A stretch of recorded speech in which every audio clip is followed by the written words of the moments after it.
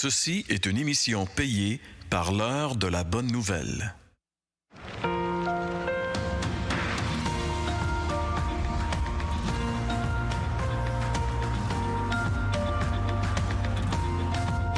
Changez d'attitude et croyez à la bonne nouvelle.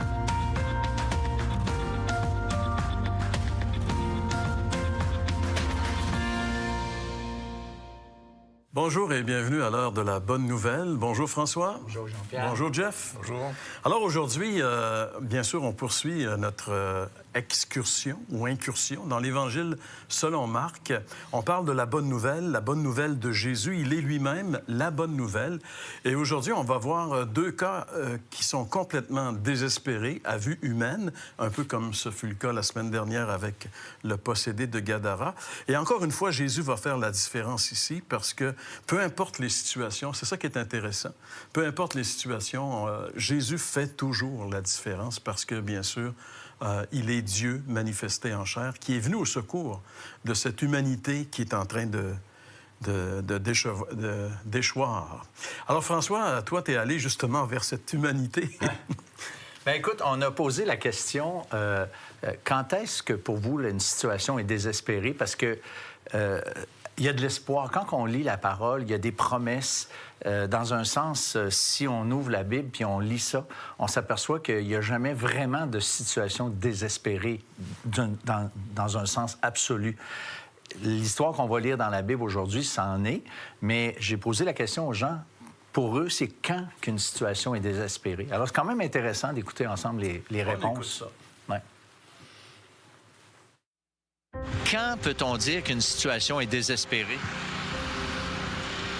Oh mon Dieu, une situation désespérée, c'est lorsqu'une personne arrive au bout d'un chemin où elle n'a plus d'issue.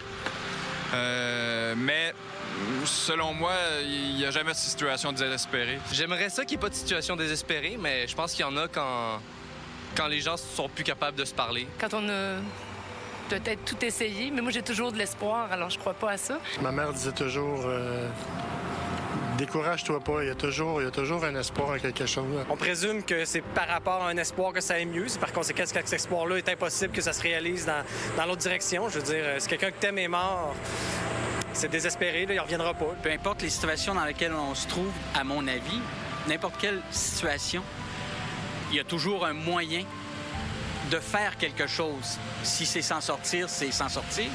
Sinon, c'est d'accepter qu'il n'y en a pas. Des commentaires quand même assez variés et très intéressants, comme le dernier, tu sais, d'accepter finalement qu'il n'y a pas d'espoir. C'est une solution au cas désespéré. En quelque part. Sauf que si on enlève de l'équation Dieu, si on enlève de l'équation l'espérance au-delà de la vie, il y a des situations désespérées, à mon avis. Mais si on inclut ces vérités qu'on va qualifier d'évangéliques ici aujourd'hui, eh bien, il y a toujours de l'espoir parce que même pour le croyant, le chrétien né nouveau, il y a cette espérance qui n'est pas c'est pas peut-être là, mais une espérance dans la Bible, c'est quelque chose de sûr. Alors, l'apôtre Paul va dire même que Christ est ma vie, mourir m'est un gain. T'sais, c'est comme une promotion. Alors, quand on envisage la mort, comme par exemple la Bible l'envisage pour celui qui est un croyant, eh bien, il y a toujours de l'espérance, c'est clair. Mais comme un des intervenants disait, un des premiers, une situation désespérée, c'est quand tu arrives au bout de la route puis il n'y a plus rien. Tu es dans un cul-de-sac, il n'y a plus de solution humaine possible. Ça, c'est des situations... Et il y a beaucoup de gens dans notre société qui vivent ce genre de situation, soit la perte d'un être cher ou tu viens d'apprendre que tu as une maladie qui est incurable ou toutes sortes de situations comme ça. C'est vraiment désespérant jusqu'à un certain point. Parce que si on regarde la vie comme on nous l'a présentée, parce que ça fait plusieurs années que, par exemple, ici au Québec, on a changé une philosophie fondamentale sur l'espérance. On a enlevé, comme tu disais, de l'équation Dieu, l'éternité, ainsi de suite. Là, Et on a beaucoup investi pour, oui, découvrir la création de Dieu. C'est un bon psaume, c'est le psaume 19. Une journée en amène une connaissance à une autre, ainsi de suite. Fait qu'on a découvert plein de choses qui sont vraiment très précieuses. Puis on a bâti des vies très confortables. Je pense que dans l'histoire de l'humanité, le peuple, là, je parle pas les riches sont toujours assez confortables, là. Mais les gens ordinaires, nous autres, là, je pense qu'on n'a jamais été aussi choyés que dans notre époque. Vraiment, tu sais, technologiquement parlant. Par contre, on l'a fait au détriment de l'espérance qui est après cette vie. Si mathématiquement et physiquement, honnêtement, il y a un certain réalisme là-dedans, si c'est ma réalité, c'est mathématique et physique, il n'y a pas d'espoir à cette vie. Il y a juste des bons moments et des mauvais moments, mais la fin de l'histoire, là, c'est dead end. Fait qu'il n'y a pas d'espoir pour les gens. Et les gens se font de plus en plus une philosophie du désespoir. Fais-toi une vie dans le désespoir. Espère pas. Puis j'avais même lu un auteur qui était l'ancien ministre, je pense, de l'Éducation en France, Luc Ferry.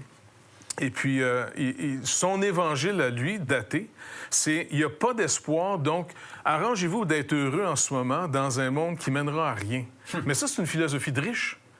Tu peux pas dire ça à quelqu'un que, par exemple, il commence dans une vie de misère, de pauvreté. C'est vraiment une philosophie occidentale de riche, blasé, qui dit non, il n'y a pas d'espoir, donc je vais boire un bon vin ce soir avec un bon fromage, tu sais, et ainsi de suite. Mais là, il y a créer un environnement comme ça, la mort devient, non pas comme celle que Paul annonce, une option.